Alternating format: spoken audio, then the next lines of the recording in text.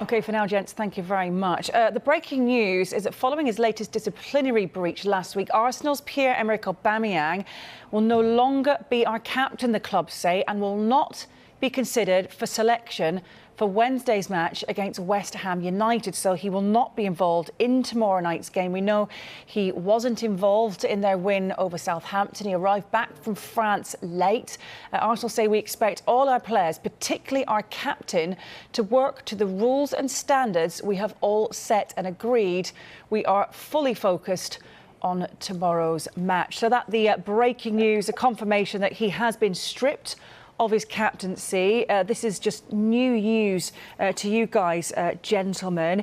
He missed training. He obviously was supposed to be taking a COVID test, had to wait until it was negative. He arrived back late. Other things I think must have gone on at the club behind the scenes. Things not looking very good there. Obviously dropped in the win over Southampton, not going to be involved on Wednesday night. How do you deal with a situation like this when you're a manager, Paul? I think he looking at it here, he's put Mikel Arteta in a corner. If you bounty players like that, I think it can kill the dressing room. It really can. Paul will tell you, he's been in a dressing room as well. If you allow that to happen, then I think you're in trouble as a manager. You're in trouble with the rest of the group. And he's not performing, that's for sure. He's not performing either, which maybe make that a little bit easier. And I think when you're a captain of Arsenal, or whatever big club you're at, you've got a duty, a responsibility to try and lead by example. And if he's done that, being late, other players might think that's acceptable. I think Mikel Arteta's done the right thing. I don't think you can allow that to happen. Different if he was ripping up and scoring. You still probably came to the same conclusion. But it's a difficult one, but he's put him in a corner, but I think he'd no way to move other than do what he's done. Do you think they needed to make an example of him, Robert, for maybe the younger players as well, in particular, to show, look, we will not tolerate behaviour from anybody? Well, for everyone in the dressing room. I mean, you look around to your captain, you look around for leadership, and you lead by example. You say about the younger players, subconsciously as a younger player, you're a sponge. You absorb everything in the dressing room, and I think Mikel Arteta, as Paul rightly said, has been backed into a corner, and I think he's made the right decision. But I think this has been coming for a while. This isn't the first time he's been left out of the team for disciplinary reasons. There's clearly a problem with his attitude off the field. And I think the manager's done the right thing, because you can't have that in your dressing room. And as a player, you sit there in a dressing room, and it's normally the same 2 or 3 players every week, and you wonder how the manager's going to deal with it. You'll sit there and you'll think, you're in a meeting and think, late again. Is he going to bother turning up? And that comes all the way through the team. And then there's an atmosphere in the team thinking, he's late again. How's he getting away with that? Oh, he's not turning up for training today because he couldn't come back on an aeroplane. He couldn't get his flight back. And all of a sudden, there's a feeling within the team. If the team's not performing particularly well either, you look around and go, well, he's not bothering, why should I? And the manager can't have that atmosphere in the dressing room. So he's absolutely made the right decision. Do you think it's been consistent as well with all players? And it's not the first time that this has happened either, have it? You understand Aubameyang has said he has a mother who has health issues, so of course the club is going to let any player be with their parent. It's happened a few times, and when they gave him very strict instructions as to how he was going to get back, how he was going to stay safe, he again went against the club. How difficult is that when you're trying to manage a player, the sensitivities of this situation, but as a manager, you want to try and get the best out of your player and have that relationship with him as well, Paul?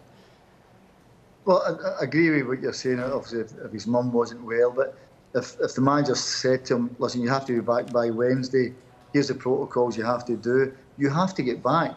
I mean, whether the lads fly private jet, I'm pretty sure a private jet wouldn't be late, that's for sure. So you can actually get there in time, but he seems to have pushed it to the limit and thought, well, I'm going to see if I can step over the line here. But again, I'll say it again, when you allow that to happen, it affects everybody else, and then they might think they can do it, and that's no good for the team. It's no good for the other guys, the young guys, even for the experienced guys. I mean, in our day, if that happened, you'd probably have a word with them and say, listen, this is unacceptable.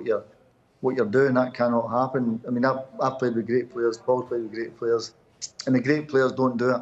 They don't do it. They look after themselves properly, and they do it right. And the top ones certainly look after themselves. But I just find that what he's done, that's not acceptable. And do you think it doesn't help the situation either, Robert? I mean, look, he's not scoring at the moment either, is he? He's not in great form. No, there's two sides to this. I mean, he's not in great form. He's not scoring goals, and for that reason, he's not in the team. And he's also not been in the team for a disciplinary reason. You can't say, if he's scoring goals and if he's playing well week in and week out. If he scored a hat-trick last week, he scored 2 this week.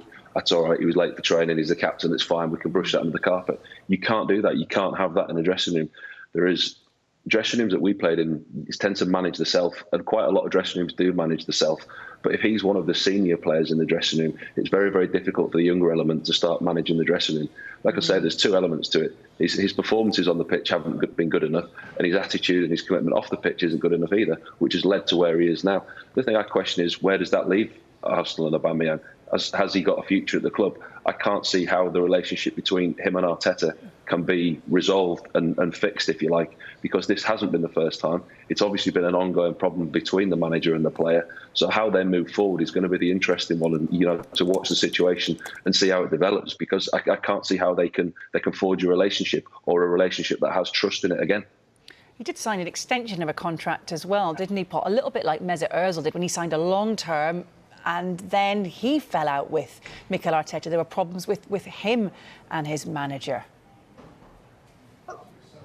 Yeah, there was, and I think it's a big problem as well. You sign a long-term contract, and if you say we're going to sell you, they might want some of the money, all those sort of things. But I think from a football point of view, he had to take the stand of, I'm going to strip you the captaincy. This club's had great captains over the past. It's a classy club the way it is. But as I said again, you cannot allow the dressing room to be sidetracked by it, because you'll think, they're the captain done that. Maybe I can do that when I go home to whatever country I'm from, or I'm a British type player. I can go and be late for a day and get away with it. It creates a bad feeling, and all of a sudden the match becomes under pressure, and it's certainly no good. It's certainly not a good example for him to have done. And you wonder when he's going to get his game time again. Perhaps it might just be cup competitions, Robbo, and him trying to have to prove himself that he does want to stay at the club, or perhaps maybe he just doesn't, and he wants out. It's a bit of a difficult situation, but where do you think his future lies? Is it with Arsenal? What kind of making up has he got to do, and how difficult could it be to force a move somewhere else if you're not playing and you're not in form? Well, he seems to be doing everything that he can to force a move away from the club. I mean, the way that the manager's handled this, I think, is exemplary. I think is exactly what he should have done, and it's a very, very difficult situation now. Like I said, the trust between manager and player. Paul will tell you, you get a captain in the dressing room, a captain that you can speak to, somebody that in the dressing room is saying the right things to the players. There's always going to be 2 or 3 players in the dressing room that are not happy because they're not playing, and it's quite easy to jump on that bandwagon. Oh, training was rubbish today. Oh yeah, we don't like the manager, and you quite often get that cult of players. But as a manager, you want leaders in the dressing room who are passing on the right messages, who are setting the examples, who are doing the right thing. And he obviously hasn't done that. So trust between manager and player has been broken down yet again. This is probably it's the second time we know of. We're not privy to the information if it's happened before. And whatever they say in the press conference going forward, Mikel Arteta will probably come out and say next week, it's okay, dealt with, all fine, disciplinary actions happened, we move forward. But the actual trust there between manager and player face to face, it's gone.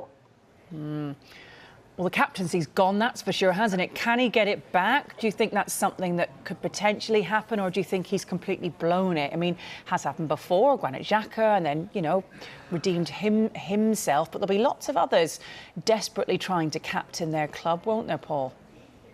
Yeah, I don't think, to answer your first part of your question, I don't think he'll get it back. I think he's destroyed that situation with it. The thing for me is if he can do it to Mikel Arteta and Arsenal, he can probably do it again to another club if he goes to it. And I think people will be a bit wary of it, whether Aubameyangs can do that. I just think he's went away from what actually got him to Arsenal, how he was performing at Dortmund. He was electric, he was scoring. He had, 1 or 2 moments over there, I guess, but I think this one, what he's done here, has not been good for the club or the manager or his teammates. But I certainly don't think he'll get the captaincy back.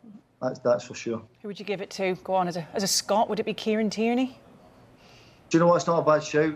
Tierney, if you look at the difference, Tierney gives you everything. Whether Tierney was, I always say about Tierney and Robertson and McGinns like that, being Scottish, I always think you could put these three lads on a public pitch and you would get the exact same out of them as what you do with playing with Arsenal, Liverpool and Aston Villa. And that's the biggest compliment I can give them. But when you have a situation like this, you've got to hold your ground and say, no, enough's enough. Rob, although, would you give it to the keeper? Would you stick with your man? I think he's done exceptionally well since he's gone in. I think that a lot of eyebrows were raised at the price that they paid for him. But I think since he's gone in, he's done exceptionally well. Whether you give him that responsibility as well, I don't know. I always liked it when one of my centre-halves was a captain. I think Ben White's gone there. He's a player that I admire. I watched him closely at Leeds. I think he leads by example. I suspect he does off the field as well. So I think somewhere between Ben White, Kieran Tierney, somebody like that is possibly where Odgie goes, Smith Rowe, Saka. Give it to one of the really young boys and, say, look, this is what I'm prepared to do. You've undermined me, you've undermined the club. But it will be interesting to see who gets it. I don't think Xhaka will get it back there.